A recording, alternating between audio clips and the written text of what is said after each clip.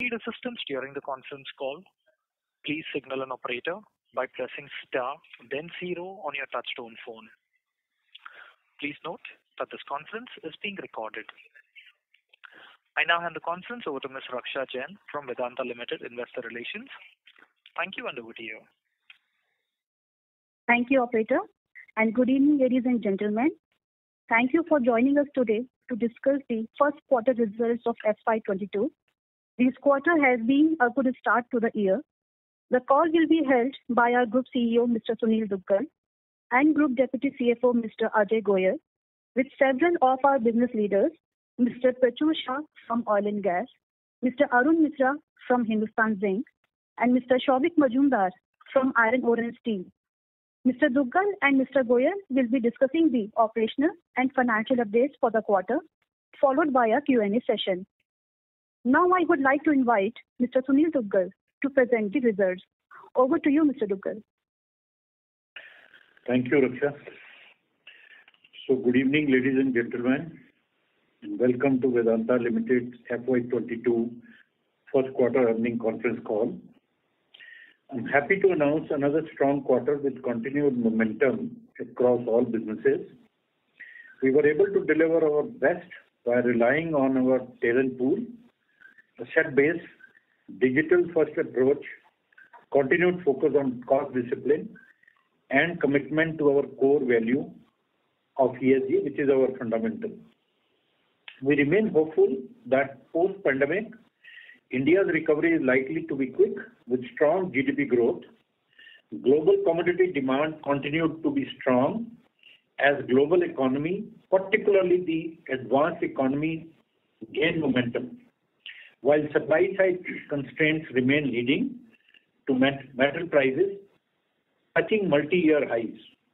Oil prices are supported by gradual increase in demand, focus on investment in green energy, infrastructure and sustainable mobility will provide strong support to demand for commodities like steel, aluminium. At Vedanta, aluminium, lead, zinc and copper, while oil demand to strengthen from increasing mobility. Government continued thrust on infrastructure spending, incentivizing manufacturing and easy availability of credit will increase commodity demand in the coming quarters. As more states progressively unlock restrictions, consumer demand is set to come back in quarter 2. Coming on to slide number 5, the second wave of COVID-19 struck India hard and impacted economic recovery as country went into localized lockdowns. We undertook several measures to help.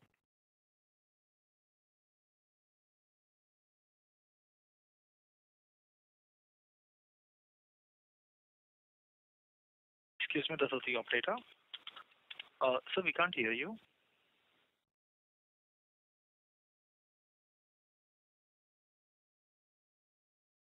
Participants, we request you all to please stay connected while we check the management's line. I can hear. Is Mr. Duggal dropped out or? I am also there. I think Mr. Duggal's line got dropped. Yeah. We have the line connected for the management, so you may go ahead. So I'm sorry guys, we got disconnected, but I'm not sure where I got disconnected. So I'll just repeat a couple of paragraphs. So government continued thrust on infrastructure spending, incentivizing manufacturing and easy availability of credit will increase commodity demand. As more states progressively unlock restrictions, consumer demand is set to come back in quarter 2. The second wave of COVID-19 struck India hard and impacted economic recovery as country went into localized lockdowns across the country. We undertook several measures to help over 4.5 lakh people in over 500 villages by providing vaccines, oxygen, medical equipment, test kits, PPE kits, medicines and sanitizers. With permission from the Supreme Court, we started the oxygen plant at Sterlite Copper, which has supplied around 1,400 ton medical oxygen to hospitals around our location free of cost, taking the total oxygen supplied by the group to 2250 tons approximately. Coming to slide number 6 and 7 now. At Vedanta, we believe in giving back to the society and being the developer of choice by communities. Anil Agarwal Foundation, the umbrella entity for Vedanta's Giving Back to initiative, has rolled out rupees 5,000 crore social impact program with focus on nutrition, women and child development, healthcare, animal welfare, and grassroots level sports, including investment in a corona-free village project across several states to combat the pandemic. As part of this initiative and with an aim to tackle expected third wave, we have started Swasth Gaon Abhiyan across 1,000 villages in 11 states, touching lives of about 20 lakh people by conducting vaccination drives, supplying oxygen, and providing medical and diagnostic infrastructure, among other things. Coming to slide number 8, as the world is slowly getting back to normal, we are determined not to let our guards down. Our central task force headed by the business CEOs continue to monitor the situation on ground. We are well prepared to assist our internal ecosystem in case of any unanticipated third wave. We have deployed all required medical support and infrastructure at our sites, along with hospital tie-ups for any emergencies. Testing and vaccination of all our employees, business partners, and their families are ongoing as we speak. We are prepared to go the extra mile to ensure welfare of our employees and communities. Coming to slide number 9, we are saddened by the loss of 2 lives at Zinc India this quarter. We have completed in-depth incident investigation for the fatalities. The learnings from the incident are being reviewed by our employees and business partners for implementation across business units and are being tracked and monitored at EXCO level. Safety continues to be our highest focus as we aim to achieve zero harm and ensure that everyone goes home safe at the end of each day. Achieving our safety vision, we have fatality learning program through ICM training. We have also improved our safety interaction all the way to senior leadership level through visible felt leadership. Coming on to decarbonization, we are developing a net zero roadmap with a concrete action plan till 2030 to be rolled out in next 6 months. This includes risk assessment, developing science-based targets, carbon pricing, and revamping our energy mix. We continue to analyze and monitor environmental risk as a result of our operations and aim to achieve a net zero impact on the environment. We are also identifying areas within each business wherein we plan to launch net zero pilot program to achieve early success, which can be scaled up. Coming to slide number 10 and 11, turning to our key operational and financial highlights of the quarter, we continue to deliver strong production performance across all businesses, along with continuous focus on lowering cost. Special mention to alumina, Zinc International, and FECR, where we continue to achieve new levels of production with continued focus on structural reduction in cost and better capital management. This quarter, we clocked a record revenue of 28,105 crore and highest ever EBITDA of rupees 10,032 crores with robust EBITDA margin of 41%. The net debt has come down by 7,000 crores from June last year, which shows the strength of our balance sheet. Vedanta's diversified product portfolio puts us at a sweet spot with production ramping up across all our businesses, with recent ferrochrome and met coke addition strengthening the portfolio further. We remain focused on achieving potential production across businesses from our existing resources and enhancing performance via technology leverage discipline. Coming to slide number 12, we have reoriented our management structure and are focused on following key value drivers. In each of these areas, various initiatives are being strategically driven to unlock further value for the company. Upholding our core commitment to ESG, we are upgrading the board sustainability committee to board ESG committee to strengthen board level rigor and advice into all aspects of ESG. We remain committed to provide equal opportunities to employees regardless of their race, nationality, region, caste, creed, gender or age. Set up Center of Excellence with R&D as foundation to leverage technology and improve asset base. It will also unlock value through integrated procurement and marketing.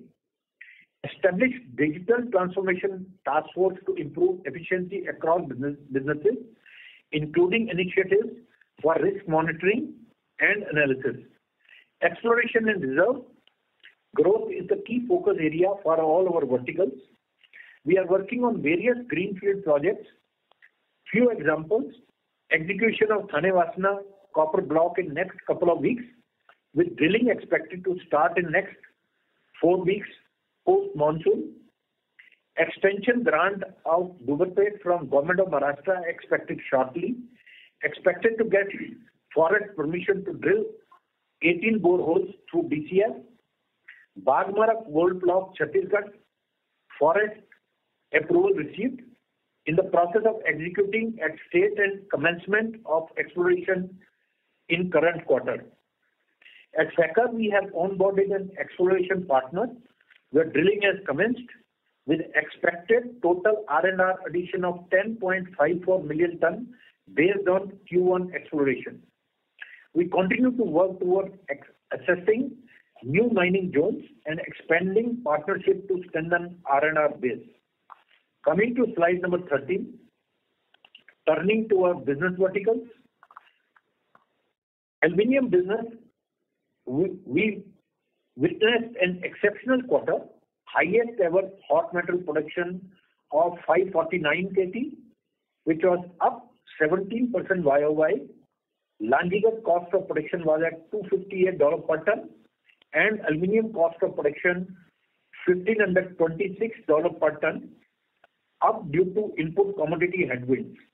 This quarter saw highest ever EBITDA margin of 36%, making aluminium business almost equivalent to the highest contribution to EBITDA at our group level. We have emerged as a successful bidder for the Kurlai North coal block in Odisha. The operationalization of our coal blocks, Jamkhani, Radhikapur and Kurlai North, will be one of our key focus and high priority areas, as this will ensure almost 100% of the coal security for the business, with the potential to bring down coal cost by around 30 to 35%. Turning to slide number 14, in our effort to be among the top global leaders in aluminium with sustainable tier 1 cost structure, we are undertaking the expansion of Balco smelter from 0.57 million ton to 1 million ton, taking the total VAP capacity at Balco to more than 90%, maximizing the NEP. The line 6 ramp up in Jharsuguda will take total capacity to 2.8 million tons per annum. The ramping up of alumina refinery from 2 to 5 million ton per annum is on track, which will move us towards our vision to be vertically integrated across entire value chain. Coming to slide number 15. On Zinc India, one of the key pillars of our business, it has been delivering consistently on volumes despite the challenging times. We delivered one of the strongest first quarter. Mine metal production stood at 221 KT, up 9%, with metal production at 236 KT, up 17%, and silver production at 161 KT, up 37% YOY. Zinc cost of production stood at $1,070 per ton, higher on account of commodity prices, mainly coal, cement, and diesel. We look at a stronger year ahead on the back of fully commissioned projects, digital initiatives, and structural efficiency improvement. Am I not audible? Hello? So you are audible. We can hear So you. you're audible. Okay. I just thought, let me check. We look at a stronger year ahead on the back of fully commissioned projects, digital initiatives, and structural efficiency improvement. The shafts at Rampura Agucha mine and Sindeswar Khurd are fully operational. Moreover, increased usage of advanced process controller at both ST and RD mills for purpose of grinding are used to improve recoveries. This year, there is an increased focus to increase our reserve base by upgrading resources. We are leveraging advanced surface and geophysical technology to achieve the targets. Moving to Zinc International business, Hamsberg mine is setting new records with its excellent performance, producing highest ever MIC of 46 KT in quarter, up 84% YOY, on way to achieve the target of 250 KT, which is more than the design capacity. It also demonstrated several best performances like highest mill throughput, mill utilization, and ore treatment.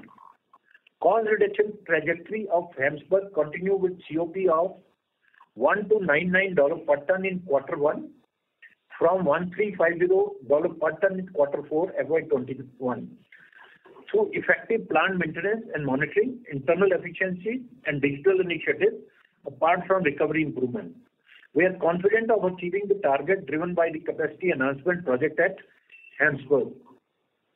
Plan to ramp up mining by 3x in FY22 to more than 75 million ton versus 24 million ton in FY21.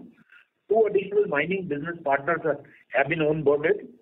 Ongoing project to remove debottleneck of zinc production to achieve 600 ton per hour mill throughput and expansion of rougher circuit to improve recovery. Reagent addition project to run at 600 ton per hour.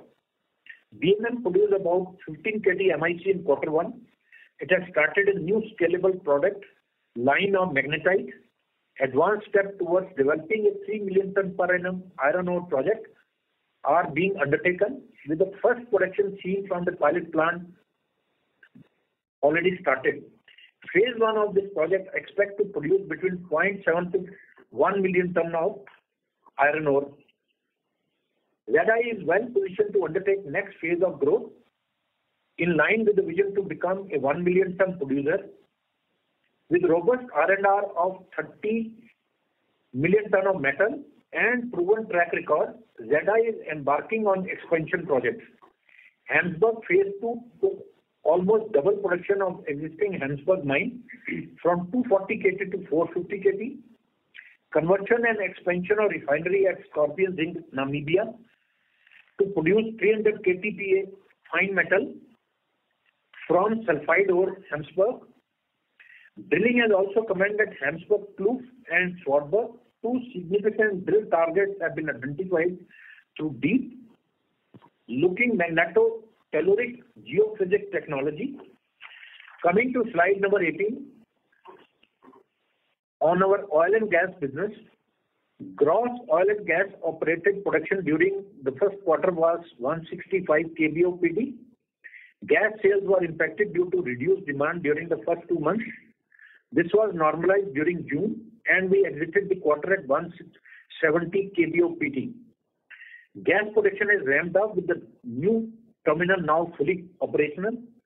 We have onboarded O&M partner to manage the gas processing facility to improve operational efficiency and also enable us to focus on R&R addition. All wells for Aishwarya, Barmel, Hill have been drilled and volume ramped up. The polymer injection has been ramped up to the design capacity. Coming to slide number 19, For the current year, we have planned CapEx investment with twofold objective of adding near-term volume and resource through exploration. We plan to spend around $200 million to monetize 40 million barrels of reserves. Infill drilling has been commenced in Mangla. Drilling in tight oil, tight gas, and offshore shall commence progressively from Q2. We intend to spend around $150 million to grow the resource portfolio. Of 15 wells drilling program in OLAP, we have drilled 4 wells already, and currently drilling is ongoing in Cambe and Northeast. We expect to commence exploratory drilling in Rajasthan and Rawa block during the current year. Coming to slide number 20 and moving to iron ore business, Karnataka saw highest ever margins supported by strong domestic iron ore prices and focus on value-added products through restraint in full value due to trade barriers. Sales were consistent with while the production was up 53% YOY. For Goa mines, we are engaged with state and central government for favorable ruling for resumption of mining.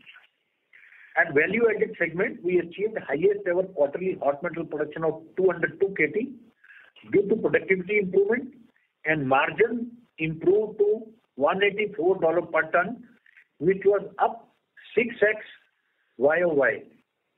We are also very happy to announce integration of our recently acquired coke plant, having a capacity of 0.9 million ton per annum in Gujarat, making Vedanta largest merchant coke player in the country, taking the capacity to more than 1 million ton. Coming to slide number 21, steel business recorded quarterly saleable production of 289 KT, up 8% YOY with a margin of $115 per ton. The sales were at 265 KT for the quarter, down 13% YOY due to challenging domestic condition amidst the second wave of COVID. The VAT mix decreased in Q1 to 75%. However, our focus remains to achieve more than 90% in FY22. We are on track to double hot metal capacity to 3 million ton per annum in next 16 to 18 months time. Debottlenecking of existing blast furnace is planned in October. Upgradation of other unfinished facilities with technology, automation, digitization are ongoing for productivity improvement and capacity enhancement. Turning to slide number 22, Sagar is continuing its turnaround story, has seen 3x growth in ore production in comparison to last year. In fact, this quarter witnessed highest ever ore production. Plant productivity has increased by 11% post the annual maintenance shutdown in April. We have completed several efficiency initiatives like debottlenecking of furnace and optimization of stable ferrochrome production. We further plan on increasing the productivity through various debottlenecking and technological initiatives. With this now, I would like to hand over the mic to my colleague and friend, Mr. Ajay Goel, for the financial summary. Over to you, Ajay. Yeah, thank you, Sunil, and good evening, everyone. So we have delivered yet another very strong quarter, and Q1 has been an outstanding start of the year, both operationally and financially. This quarter witnessed our best ever quarterly EBITDA performance and very low net debt to EBITDA ratio. This quarter, we also made investments in various futuristic CapEx projects, augmented digital and people capabilities, and supported societies very well in these tumultuous times.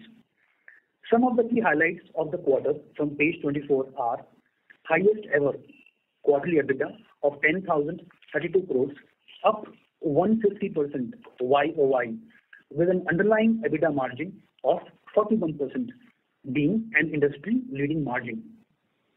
Attributable PAT before exceptional items stands at 4,280 crores, up 314% YOY. ROCE, return on capital employed, at 22%. This is up 375 basis points versus last quarter sequentially. Gross debt stands at 51,579 crores, and with cash and cash equivalents of 31,318 crores shows underlying very strong liquidity position on the balance sheet. Net debt of 20,261 crores, down 26% YOY, and that is almost 7,000 crores, with annualized net debt to EBITDA ratio of 0.6x, continues to be lowest amongst Indian peers. I want to underscore that 0.6x ratio means that almost with the 7 months of profitability, we can repay the entire net debt on the balance sheet. You may have seen that we have a detailed income statement in the appendix on page 31. I want to call out a couple of vital few numbers for your benefit.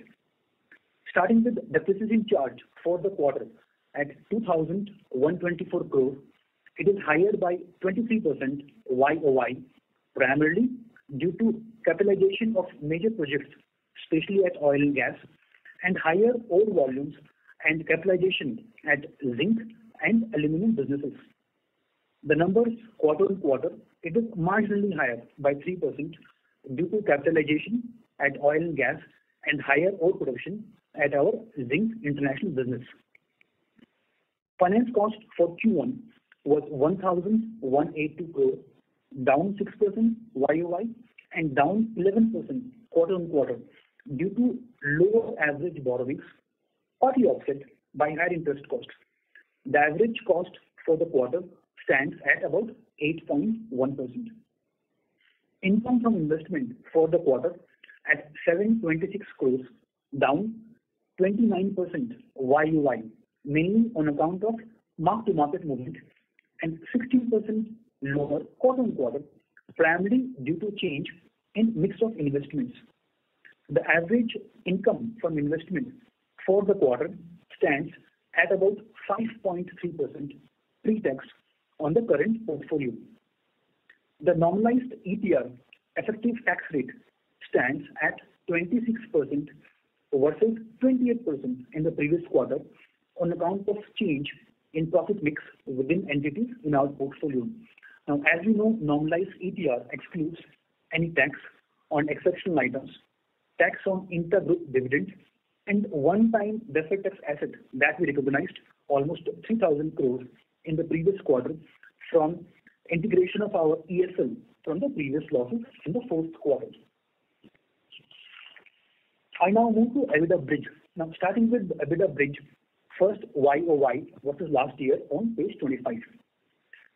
As we can see on this chart, in summary, significant portion of EBITDA increase of 6,000 crores from 4,000 crores last year, same quarter, to 10,000 crores this quarter has been market or pricing driven, both LME and Brent.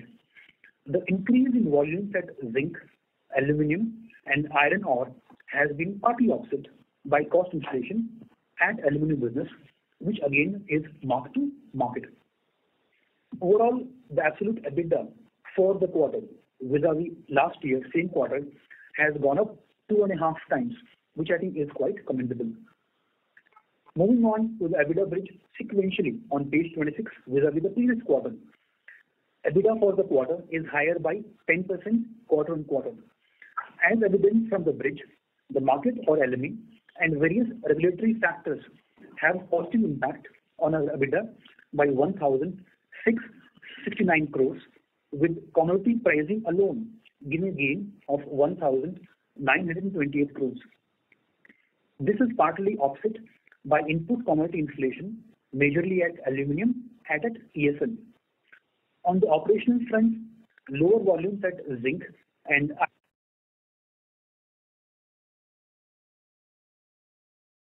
Excuse me, this is the operator. Participants, please stay connected while we check the management's line.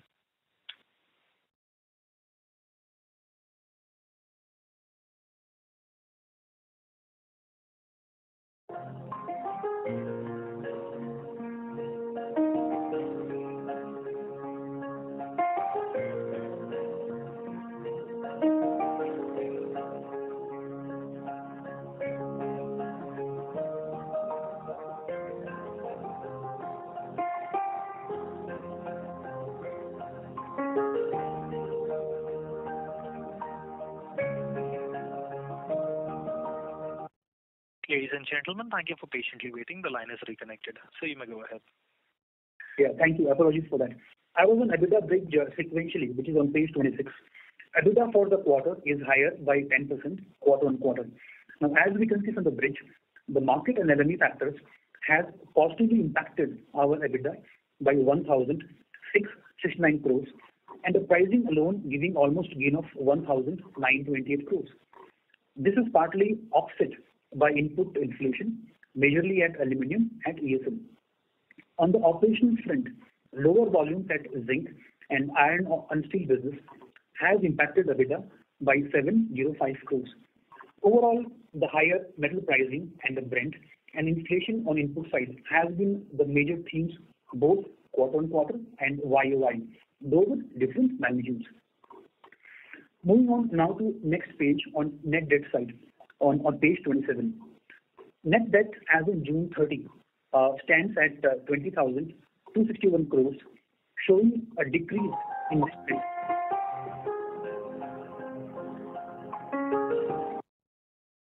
Showing a decrease of net debt by 4,153 crores sequentially, and deleveraging versus last year is almost 7,000 crores, almost 26%.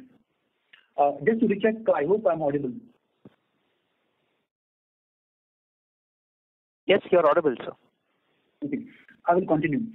The decrease in net debt is attributable to positive free cash flows post capex, almost 2,800 crores, as a result of strong operational performance, and secondly also receipt of almost 1,500 crores on account of intercorporate loans that we got repaid from Vedanta Resources Limited. Finally, moving on to the balance sheet, last page, page number 28.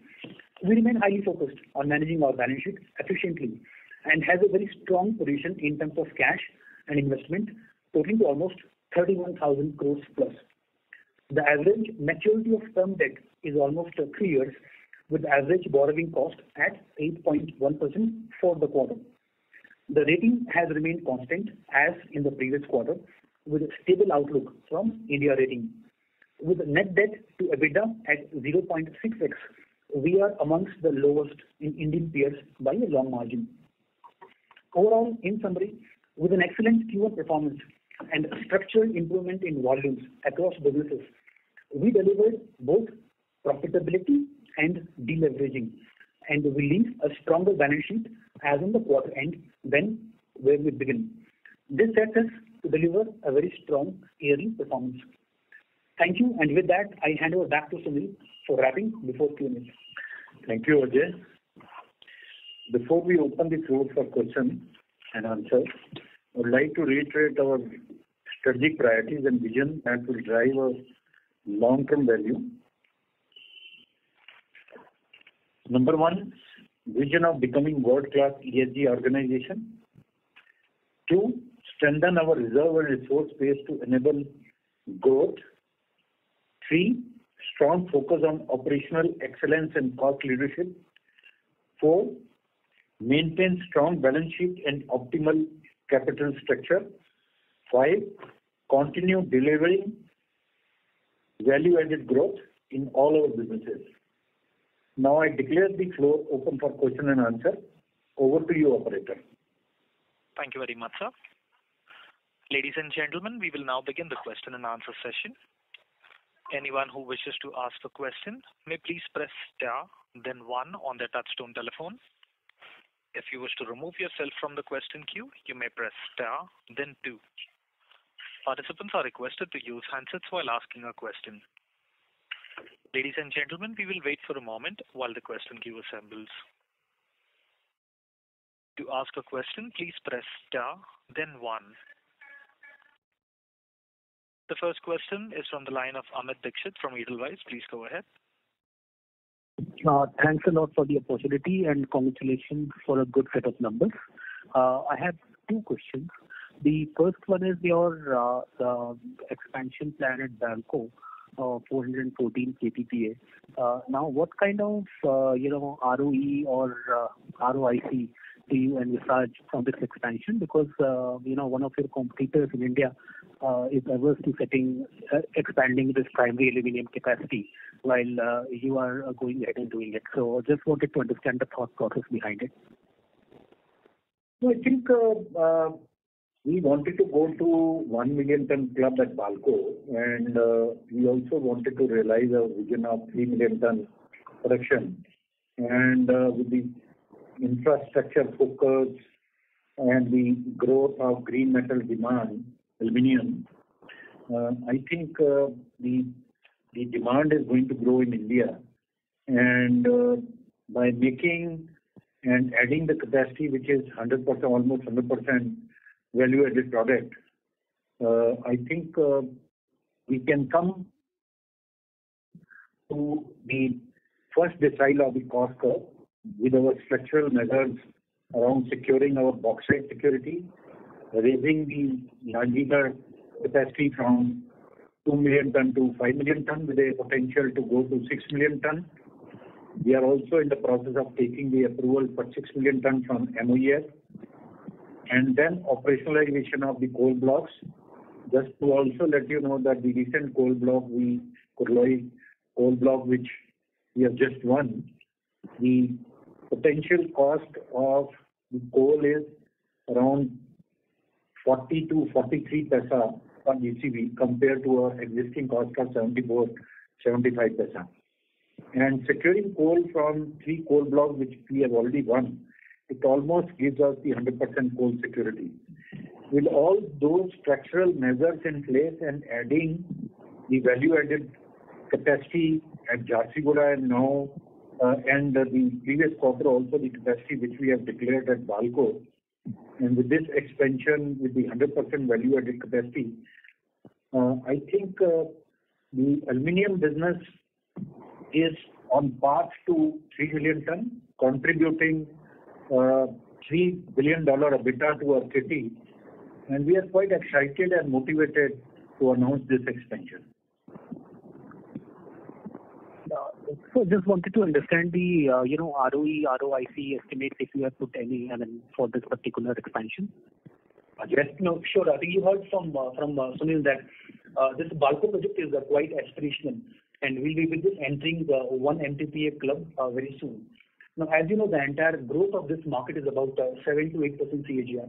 So this is the building capacity for the future. It is showing seed for next generation. Now, the entire project has a very healthy set of financials. If I look at maybe IRR as a key metric that we normally track, it is between 20 and 25%, depending on where LME will rest. So 20% plus is for sure, is the IRR, is quite strong. Payback is another set while looking at this kind of project. So between 4 to 4.5 years is the real payback on this project. We also did multiple scenarios in terms of LME going up, going down, if we overrun. Overall, looking at multiple scenarios, the project is well stress tested, and 20% plus IRR, 4.5 years is the payback. But I also want to add on, this IRR is worked on a very conservative cost number, which is the existing cost. With the structural measures which I have just shared, the bauxite security, Lanjigarh capacity going up, operationalization of the coal blocks, and our value-added product, I think the NSR potential going up from the current level, if the LME remains at the same level, we have a potential of around $300 to $400 additional NSR contribution from this business. Wonderful. Thanks for the elaborate answer, sir. The second question is on your aluminium waterfall chart that is on slide number 39. Now, if I see the cost elements, everything has increased QOQ except conversion cost and others. So is there some RPO obligation right back that is responsible for this decline from $101 per ton to 64? Or, what are the drivers for this decline? But there is no right back as such. There is no RPO right back in this cost. Okay, so it is purely the efficiency factors that have resulted in this step. Absolutely. Okay, great, sir. Thanks so much. I have more questions, but I'll come back in the queue. Thank you. Thank you. Ladies and gentlemen, in order to ensure that the management is able to address questions from all participants in this conference call, please limit your questions to 2 per participant. For any further questions, you may come back for a follow-up. The next question is from the line of Ashish Kejriwal from Centrum Broking. Please go ahead. Yeah, hi. Good evening, everyone. So 2 questions from me. One is, what's your plan for net debt position ex Hindustan Zinc? Because in this quarter also we see that ex Hindustan Zinc, our net debt has declined just by 2,000 crores, and out of that 1,500 crore is roughly 500 crore decline on a EBITDA of around 6,400 crores. So, call? Yes, Mr. Ashish Kejriwal, your line is unmuted. Please proceed with your question. Yeah. Hello. Yes, we can hear you. Okay. Hi. Good evening. So my question was on net debt position of company ex Hindustan Zinc, where we are seeing that it has declined just by 2,000 crore on a quarter-on-quarter basis, and out of that, around 1,500 crore is the ICD payment by the parent company. So effectively 500 crore decline in net debt ex Hindustan Zinc. So my question is, how do we see ex Hindustan Zinc net debt panning out throughout the year? That is question one. And secondly, you talked about the coal block. So, all these 3 coal blocks, when do we think that will start contributing and giving some kind of advantage in the coal block or power cost? As well as what's the capex plan for Balco? When they are expecting how much capex we are doing? Thank you. So I think all these 3 coal blocks, we are on a drawing board and working out the numbers for operationalization of all these coal blocks. So my rough estimate is that we will have to spend around 3,000 crores for operationalization of all these coal blocks. And my own sense is that we are in the process of taking some approvals and then land rights and working out a MDO model in discussion with various parties or potential vendors. So this could become operational in the next 12 to 18 months' time, with a rough capex estimate of around 3,000 crores. On net debt of Hindustan Zinc, Ajay? Yeah, sure. So if you read maybe 2 charts in our presentation, page number 27 on net debt position, and the page number 32, that shows our cash position by entity. See, the deleveraging, if you look at numbers quarter on quarter between March and June, our net debt has gone down by almost 4,200 crores. The contribution by Hindustan Zinc is almost 2,000 crores, and the remainder is from different entities. So it is half and half. So that's what I was saying, sir, that half was 1,500 crore is just the ICD repayment by the parent. So from operating cash flows of ex Hindustan Zinc, we were able to reduce net debt by 500 crore only. I think you're right. The number is about 73 odd crores. You're right. Yeah. So my question on that was that how do we see ex Hindustan Zinc net debt coming down throughout the year? I mean, as you know, we don't give guidance in terms of net debt or the cash flow for the fiscal. But one can look at the numbers. If you look at our fourth quarter, the cash flow generation, and for the Q1, historically in our industry and in our company in Vedanta, typically the first quarter is the cash investment. I mean, that is how the business cycle, that is how the entire debtors and inventory really works. Maybe first time in the recent past, we are looking at deleveraging in the first quarter. I think by each passing quarter, and I don't mean to give guidance, but the volume in the second quarter should be higher than the first quarter. We need to go up. So with the higher volume quarter on quarter, cost compression, and assuming LMEs continues, EBITDA for the current fiscal will be far higher than the last year, and even that led to significant cash flows. So we should be looking at significant deleveraging in the current fiscal. The exact number I do appreciate, it is hard to provide for now. Sure. And sir, that question of was the capex for Balco 400 KT expansion? Around 6,600 crores. Fair enough, sir. Thank you and all the best. Thank you. Thank you. The next question is from the line of Pinakin from JP Morgan. Please go ahead. Yeah, thank you very much, sir. So my first question relates to the Balco expansion. In terms of the 0.4 million tons aluminum smelter, would there be any additional power capacity be set up? And if so, what kind of capacity would that be?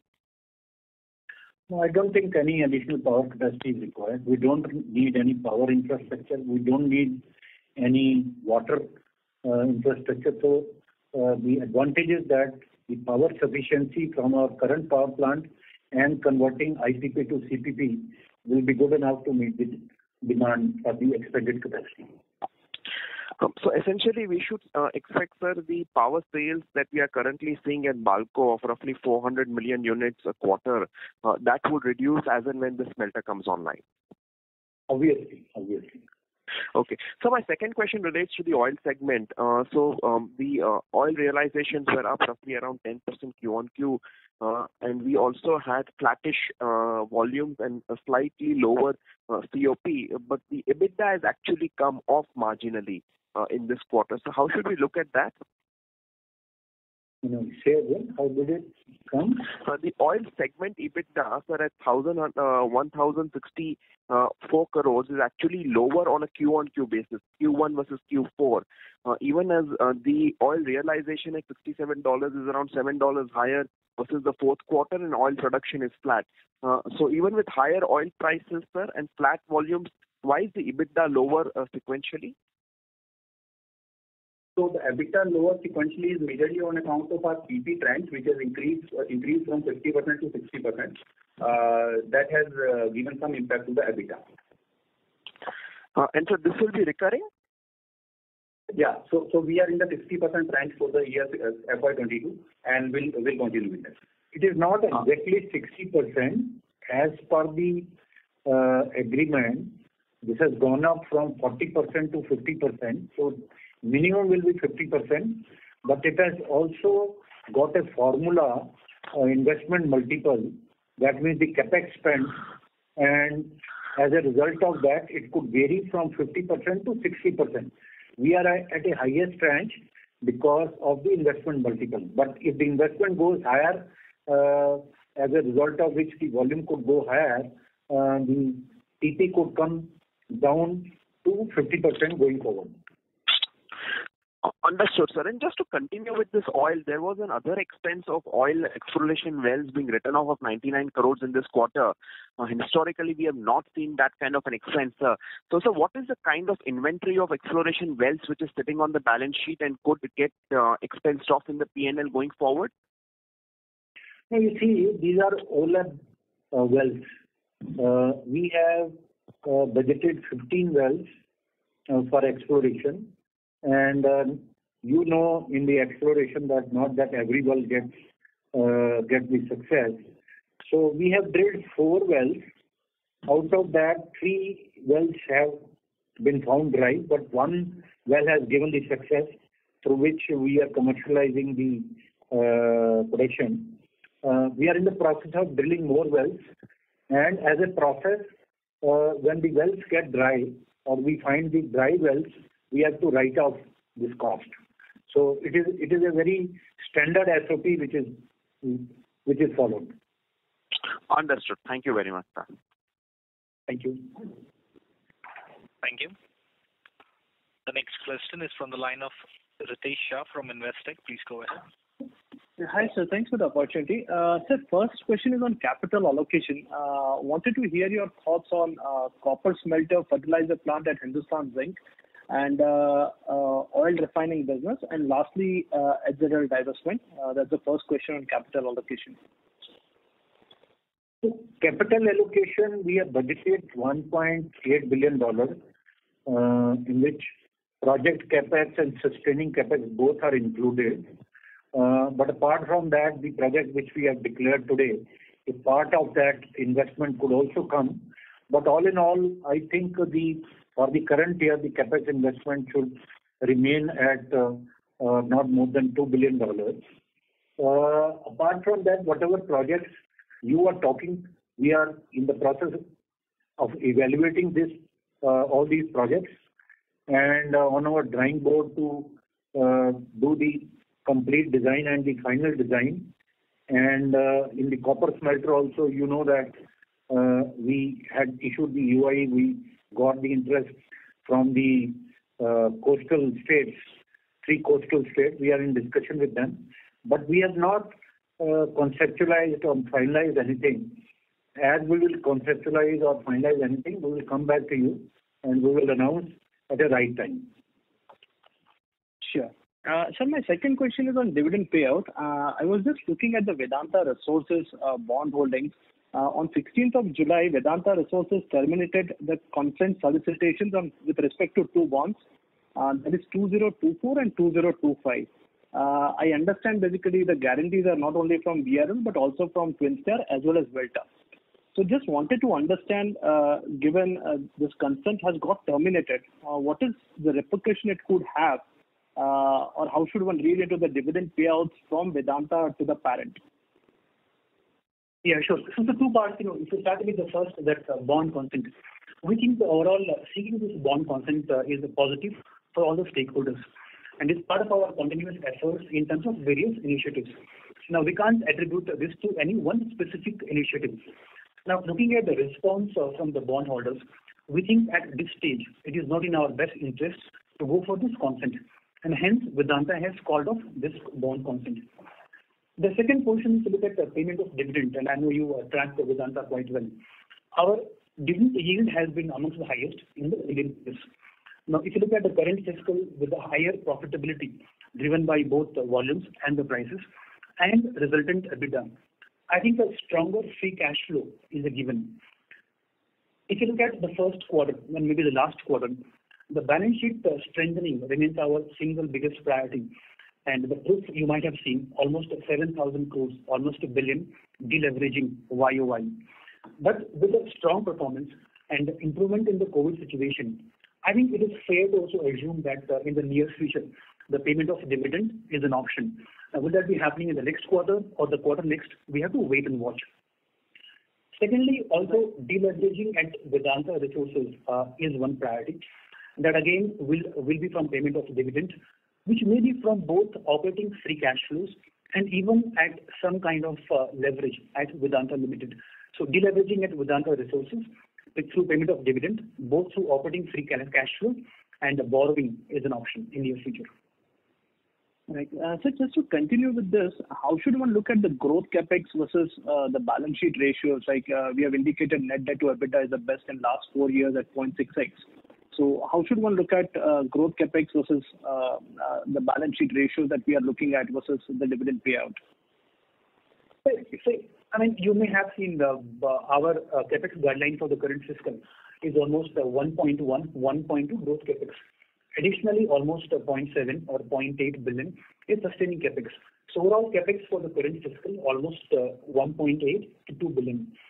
Historically, we have never exceeded our capex guidance, and we are quite conservative, or we are quite rigorous in terms of looking for capex approvals. Now, typically our net debt to EBITDA historically last 5 years is in the range of 0.9 to almost 1x. Right now 0.6x, I think by far the best in the Indian peers.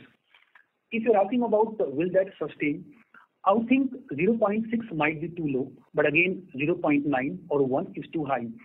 I'm foreseeing that the current fiscal, including the year end, it must be in that sweet spot of almost 0.7 to 0.75x. Sure. This is helpful. I will join back the queue. I have more questions. Thank you so much. Thank you. Thank you. The next question is from the line of Sumangal Nevatia from Kotak Securities. Please go ahead. Yeah, good evening. Just continuing on the previous question on dividend, just want to understand, as for the tax laws, what is the deadline for us to get the tax shield on the dividend income we receive from Hindustan Zinc for this year? Well, as you may have seen in the current fiscal, there is no dividend from Hindustan Zinc. And typically, as you know, Section 18M Income Tax Act. So we have to pass on the dividend from our subsidiary to our parent company within the same fiscal. So whatever amount we get in the near future, if at all any payment is happening, we have to pass on that to the parent in the same fiscal. Okay. But my understanding was we get a tax shield or tax credit, whatever you call, in the tax filing of next fiscal. So is that right? I mean, I thought November is the deadline normally. I think it was also discussed in earlier call. But you're saying that the tax shield for last year's dividend is lost, so we don't have that. Yeah. Sorry?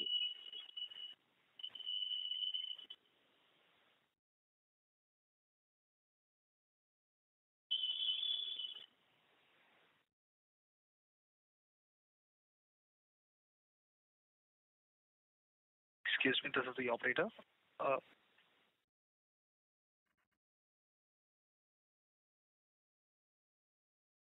Yeah, I'm connected. Participants, we request you all to please stay connected while we check the management's line.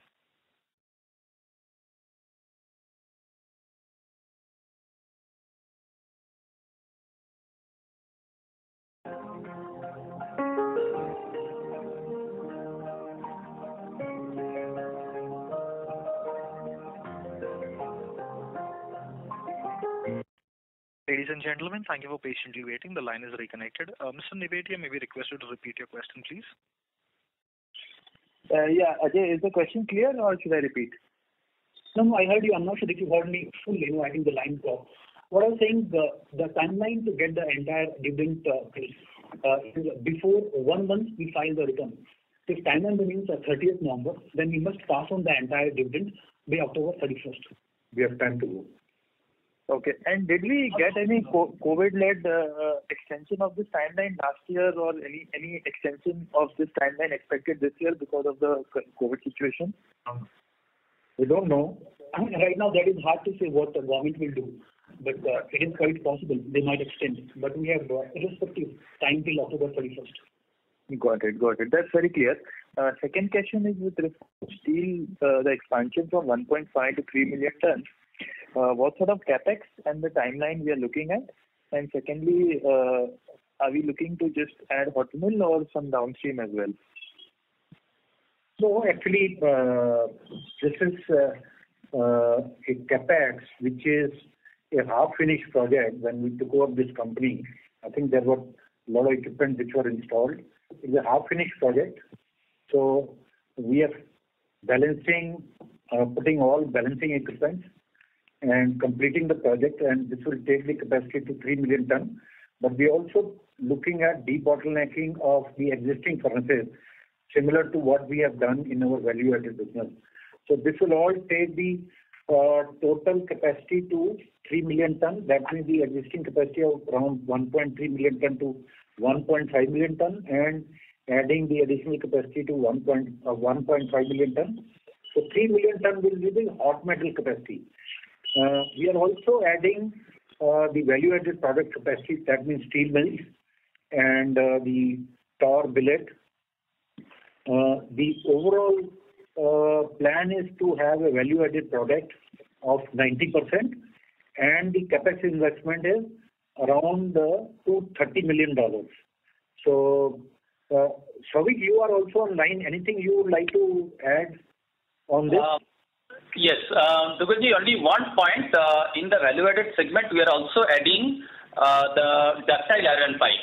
So presently, we have got around 220,000 tons. So this total capacity of the ductile iron pipe will go up to almost 400,000 tons. So that is all I wanted to add. Thank you. So all in all, we are looking at a VAP capacity of more than 90%. Understood. And Mr. Dugal, if I may just ask one more question. With respect to this Balco expansion, in the presentation it is written that the value added will increase to 90%. So what is the plant configuration we are adding? Is it just pots and smelters we are adding, or also some downstream at Balco? We are adding 100% downstream of billet. Got it. Okay, thank you and all the best, sir. It's a more than 100% capacity, along with the smelter capacity addition, that means the pot addition. More than 100% of that will be converted into VAP, and that is billet capacity. Got it. Thank you.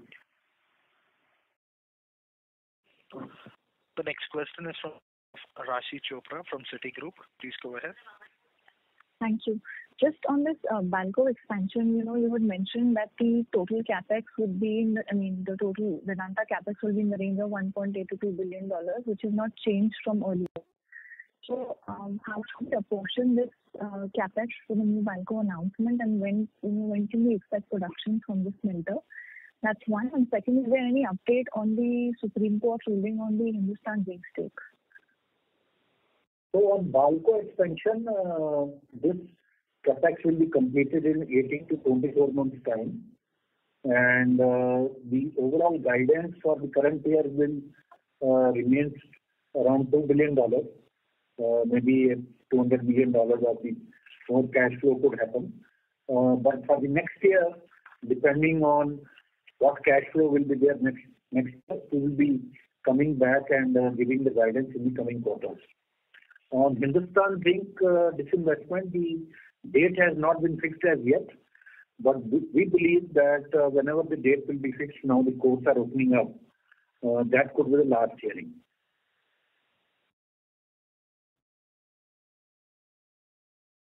Got it. Thank you. Thank you. Thank you. Next question is from the line of Vishal Chandak from DAM Capital. Please go ahead. My question was with regards to the green metal that you mentioned, saying that you would be expanding the Balco capacity by 400,000 tons. How would that translate into a green aluminum? Because I understand our bulk of power would still be coming from captive coal mines. I don't know what green you are reading. The green metal, we are taking the pilots in all our operations where we want to convert a part of our production in zinc, steel, aluminium, every business to the green metal. That means we want to source the power for that pilot through the renewable power. And all other measures or all other initiatives we want to take to brand this metal as the green metal. So this is only a pilot project we are taking, and the pilot will be such that how we have to scale it up to the full volume. As we speak, we are making a strategy and preparing ourselves to declare our strategy for making our operations carbon neutral, or how shall we progress in 2030, 2040 and 2050, in which we will convert all our energies to the renewable energies. But beyond that, what are the other ESG measures we are taking and how the journey we will be traversing over the next few years. So a complete plan and a public declaration we will be making in the month of October. Thank you, sir. That's quite an elaborate answer for it. Thank you so much. So my second question was again with respect to this Balco expansion. You mentioned that we would be doing 100% or more than that on the VAP. So would we be stopping at wire rods, or we are planning further value-add products like extrusion products or something more than that? No, we will make billet only. In that 400 KT, it would end at billets only. Yes, that's right. Okay. The extrusion will be done by somebody else. As of now, we are not talking of any extrusion from billets. Sure. Thank you, sir. Thank you. Ladies and gentlemen, we take the last question from the line of Rahul Jain from Systematics. Please go ahead. Yeah, hi. Thanks for taking my question. So I want to check on your priority for capital allocation. So we're going to have a very strong year of cash generation. So as I understand, you said like 10,000 crores capex would be your first priority, and then to what extent do you want to upstream cash to your parent? Like what is sort of I can read that you have total parent the term debt is around $3.7 billion. So how should we look at your entire capital structure? So our policy on allocation of capital is quite consistent, and these kind of priorities and strategies will not change quarter on quarter. So on entire strategy, we have three strategic priorities. The first and the foremost remains deleveraging. And some part of it we have seen in the current quarter, deleveraging by almost $1 billion, if you look at numbers Y-on-Y. Second area remains growth capex. And again, you may have seen 1.2 billion, the current year estimation, and the Balco today announcement is in the same direction. Third is how do we create value overall. So these three are the priorities, and they are not necessarily either or. Now, deleveraging is both for Vedanta Limited and Vedanta Resources. As you know, the net debt at Vedanta Resources as in June is about 12.5 billion. Now, a significant portion of deleveraging at parent Vedanta Resources will be through payment of dividend. Now, that can come from, again, two sources: the free cash flow from profitability led by higher volumes and the pricing. And secondly, even leveraging, borrowing at Vedanta Limited, payment of dividend for deleveraging at parent is an option. So deleveraging both Vedanta Limited and the VRL in the current fiscal is our single biggest priority that we can say. Yeah, so what is the cap number that you're looking at as a net debt basis that you will not cross to pay dividend, and by when this kind of dividend are we looking at? In 1 year, 2 years, 3 years? I mean, any timeline for that? I mean, it is hard to give a specific timeline. And the payment of dividend you may have seen in the current quarter has not happened. In near future, is it an option if you ask me? I mean, definitely. I think that seems quite logical. But to give some definite timelines is hard. So looking at a threshold of not going beyond 2x net debt to EBITDA or to keep a dividend, is there any number in mind we have? We think any leverage around 2.5x is a good number. And Vedanta Limited around 1 for less than 1x is a good number. So that is our normal threshold. But depending upon the environment, it might change. Right. Yeah, thanks. And also on the expansion on alumina side, so what kind of cost reduction should we expect, and will we get fully integrated and will meet the requirements of Balco as well? Yeah, so it will cater to the requirement of Balco. You see the 5 million ton, the current capacity, will be able to produce 2.5 million ton of hot metal. And we are also looking at debottlenecking this to 3 million ton. And for that, we are also aligning the permission, EC for 6 million ton. So 6 million ton has the potential to produce 3 million ton of metal. With the capacity addition in Balco, the total capacity will go up to 2.8 million ton. With the Laljigarh expansion, it will give a cost benefit of say $50 to $60. But apart from that, we are able to source the local bauxite from Odisha. We will have a further advantage of say around $50. So the net, our vision is and our ambition is to get a more than $100 benefit from the cost from Laljigarh expansion. Right. And so also I'm wondering, why would you want to expand so much in Balco given such a high level of minority interest? So would it not the priority will be to ramp up more at Jharsuguda? I think the other advantages are also there. We have water security, we have a power security there. We don't have to put our power plant. So optimize the CapEx and make it more productive. It is all the more important to put up this capacity at Balco. Right. Thank you so much. Thank you. Thank you. Ladies and gentlemen, that was the last question. I now hand the conference over to Ms. Raksha Jain for closing comments. Thank you, operator. Thank you, everyone, for joining us today on this call. Before we wrap up the call, would like to announce that our integrated annual report for the year 2021 is now live on our website. Please do have a look and let us know your feedback on the same. If there are any follow-up questions or if there are any clarifications required, you can reach out to the Investor Relations team. Thank you. Thanks, everyone. Thank you. Thank you very much. Ladies and gentlemen, on behalf of Vedanta Limited, that concludes this conference. We thank you all for joining us, and you may now disconnect your lines.